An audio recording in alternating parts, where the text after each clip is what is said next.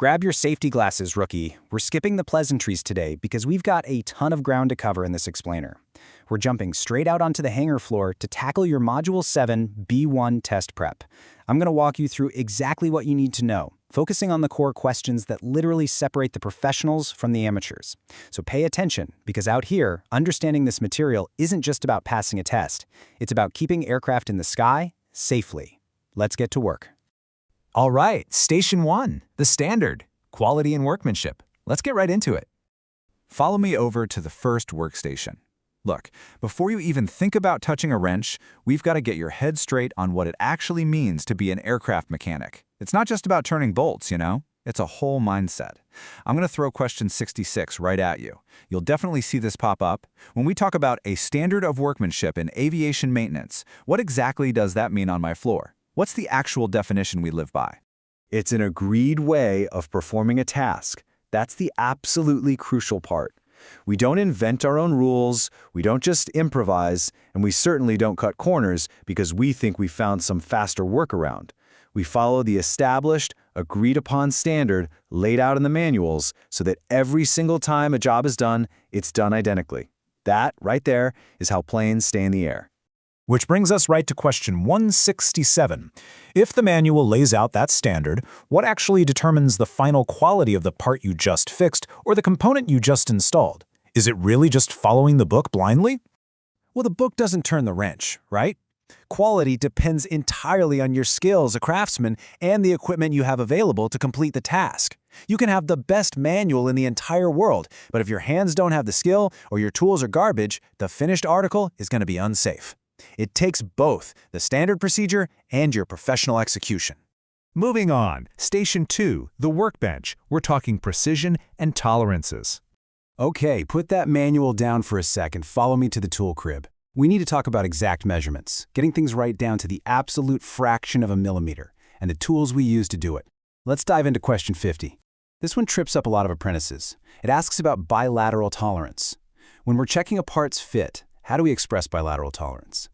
Bi means two, right? So, bilateral tolerance means you are allowed both a plus and a minus variation for a given size. Unlike a unilateral tolerance, where you can only go bigger or only go smaller, bilateral means the perfect size is right in the middle, and you have a tiny acceptable window both above and below that target dimension to achieve a proper function. So, let's say you need to measure the inside of a component, like a valve guide or a cylinder, with extreme precision to check if it's within that tolerance. Question 331 asks what tool you pull from the drawer for that specific job. You definitely don't use a depth gauge or a height gauge for an inside diameter. No way, that won't work. You grab the internal micrometer. Why? Because its anvils literally expand outward to make physical contact with the inside walls, giving you an exact, highly precise internal reading. It's really the only way to know for sure if you're within your bilateral limits. Now, even when you're using basic precision tools, there are rules you have to follow. Take question 182, which asks how you should treat something as simple as an engineer's rule. You know, that steel ruler you carry around in your pocket. Listen up, because this is all about respect for your trade.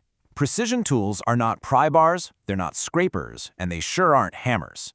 You must keep them free from rust, and you never subject them to rough usage. If you nick the edge of an engineer's rule, your measurements are compromised. And a compromised measurement means a compromised aircraft. Take care of your gear. All right, let's keep moving. Station 3, the upkeep, handling tools and liquids.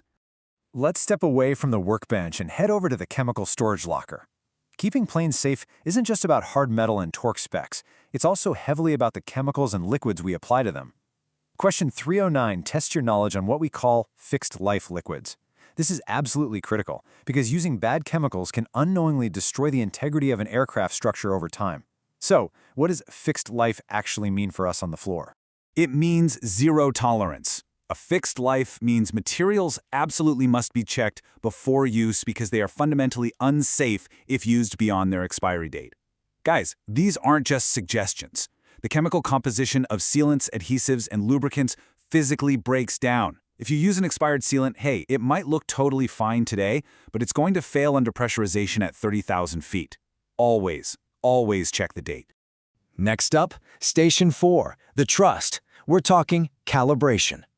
We're at the calibration bench now, because if you can't trust your tools, you are a literal danger to yourself and the flight crew.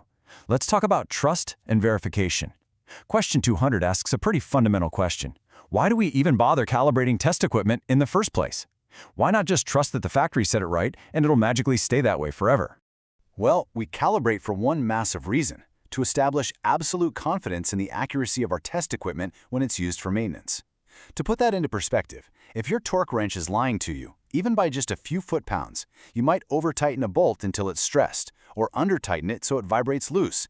Bolts snap, engines fail. Calibration is how we guarantee our tools are telling us the truth. So, bringing it to the practical day-to-day stuff, question 250 asks, before you pick up a tool for a job, how do you verify it's actually calibrated and safe to use right in that moment? You don't guess, you don't ask your buddy, and you definitely don't just assume it's fine. You look for the calibration sticker attached directly to the tool itself. That sticker details the exact due date of the next calibration. If the date is passed, or honestly, if the sticker is just missing or unreadable, that tool is dead to you. Put it straight in the unserviceable bin immediately. Finally, Station 5, the responsibility, accountability. We're at the final station, rookie, and this one's arguably the most critical. This is about accountability. This is about the ultimate responsibility resting firmly on your shoulders the second you sign off on a job. Let's look at question 253, which covers the advantage of a shadow board. We use these shadow boards so we have immediate visual tool control.